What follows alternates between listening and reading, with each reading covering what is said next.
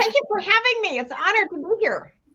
So I just want to know, how did you come upon this? How do you decide that this was something that needed to be fixed?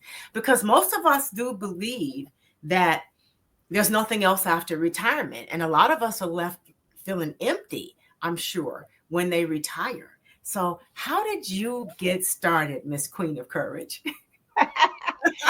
Wow, that is a great story. Actually, it started kind of by an email coming into my in basket. I was still working at Boeing and here in Everett, Washington, and well, I guess I was actually in Tukwila anyway.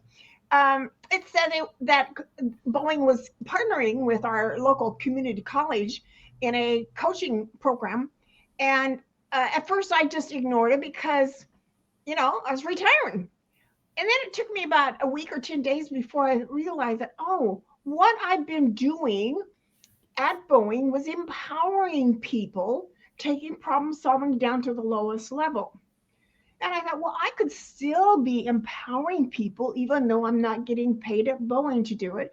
And I had a wise director back in the 80s that said, before you finish a big project, and at that time we were putting on single conventions in our church actually in our region for singles, and we'd been running 4 or 5 years by that time. And he said, well, always have something else to go to.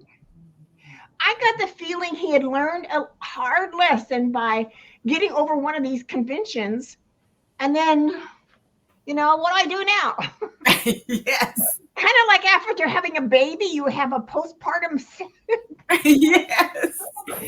And so that was kind of ringing in the back of my head a little bit because I thought, well, after you leave your job, that's a pretty big transition.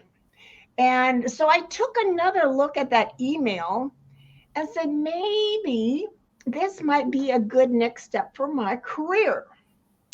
And so I actually I tried my hardest to get Boeing to pay for it. We're not going to be able to benefit from this class and us spending money. So I dished out $10,000 for this program. And I started the week before I said goodbye at Boeing.